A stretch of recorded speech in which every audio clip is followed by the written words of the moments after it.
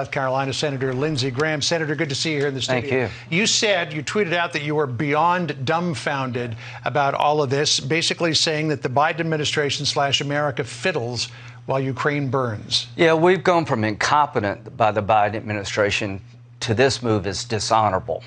So here's what I think happened. The Poles were willing to send the jets. The Russians probably told Poland, if you do that, we're coming after you. Poland told the United States, would you have our back? They gave an indecisive answer. Poland did something smart, says, okay, you green-lighted us giving the jets to the Ukraine. We're going to give you the jets to give to the Ukraine.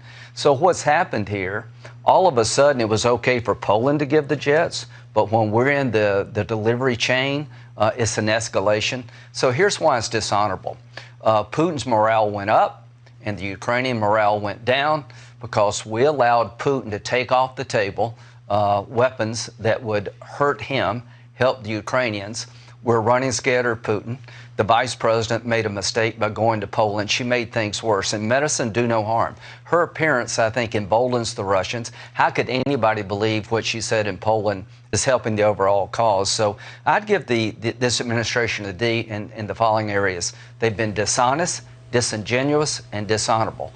They're dishonest when they say the Keystone Pipeline would not make a difference. You'd have to believe that the people who are building the pipeline were willing to spend billions of dollars and it would make no difference. They're disingenuous when it says that the oil companies are responsible for not producing enough oil. Do you really believe that? They're dishonorable when they deny the Ukrainians the weapons they need to defend themselves. This squadron of MiG-29s will make a difference inside of Ukraine, but they're not going to invade Russia with a squadron of MiG-29s. So what's happened here is the Russians got the Biden administration to fold again. And that's what happened, and this is very dishonorable because Zelensky made a request to a bunch of members of Congress, if you won't give me a no-fly zone, which I'm not supportive of, give me the jets so I can take the fight better to the Russians. And we went from it being okay to Poland to give the jets to all of a sudden it's an escalation. We just backed down from threats from Putin. That's what happened. Senator, thanks so much for joining us today. Jen Psaki was just asked about this, how the U.S. would respond to a potential chemical weapons attack in Ukraine.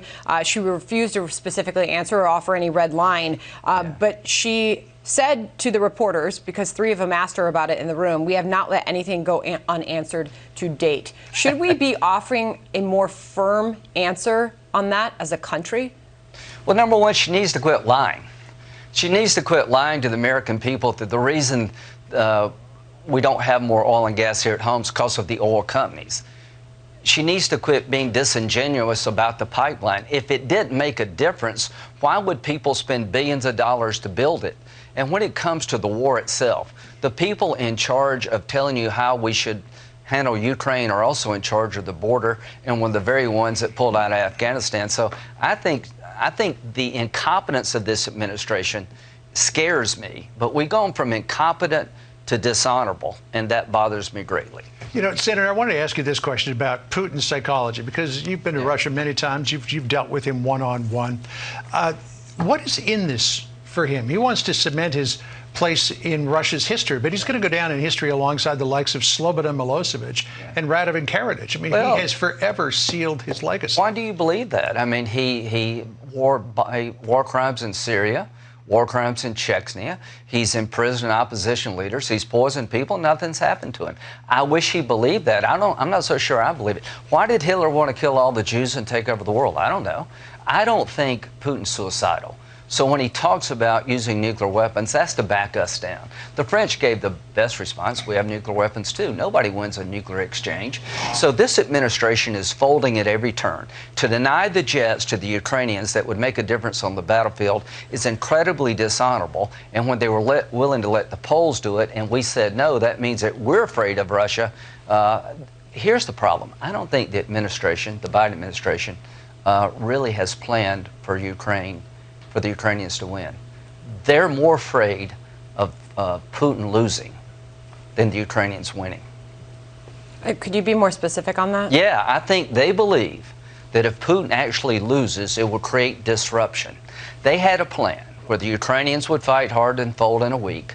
They'd come in with some BS deal, the administration, to carve up the Ukraine and say we saved the world from World War III. That plan is off the rails now because the Ukrainians have taken the fight to the Russians. We overestimated the Russian capability. So their biggest nightmare in the administration is for this to end badly with Putin because they don't have a plan for him to go. I want it to end badly for Putin because I want to get rid of him. Well, certainly publicly they're encouraging Zelensky and the people there to continue their fight and applauding it. A real quick final question, Senator, because we've heard this White House, and you just mentioned it a moment ago, say go ahead to the 9,000 leases that are out there untapped to increase production in the United States. Go ahead. Well, we've looked into that, and that is true. And it's not unusual to have thousands of untapped leases in any given presidential year. So I'll just ask you this question as a member of Congress. Should Congress be doing something to provide incentive to those sitting on those leases, especially with oil prices as high as they are, to get them to actively tap into those leases since they say they don't like the political environment and the uncertainty and the risk that they take on in tapping into those leases? So could you and other members of Congress, since there's bipartisan support, the White House is encouraging it, perhaps offer incentives to those oil and gas companies to use those leases? That's a good idea. I'd be glad to do it. But they're dishonest when they say production in America is being impeded because the oil companies don't want to go and find oil. They found a lot of oil when Trump was president. What happened between energy independence to now is that the policies of the Biden administration have stopped domestic production. Biden ran against the fossil fuel industry in the campaign. So are you surprised his policies have led to us not being able to produce oil? So when they say it's the oil companies' policies holding us back, they're lying. When they say that the Keystone Pipeline wouldn't matter, that's disingenuous because the people building it believed it would matter. And when they withhold the jets to the Ukrainians that would make a difference, that's dishonorable because you're improving Putin's morale, you're hurting the Ukrainians. The Ukrainians don't need applause. They need jets. They're willing to fight for their freedom to the death, and the Biden administration folds at every turn like a cheap suit when Russia pushes back. Zelensky said it. I don't need ammunition. I don't need a ride. I need ammunition. Senator, great to see you. Thanks for coming. God bless him. Thank you, Senator.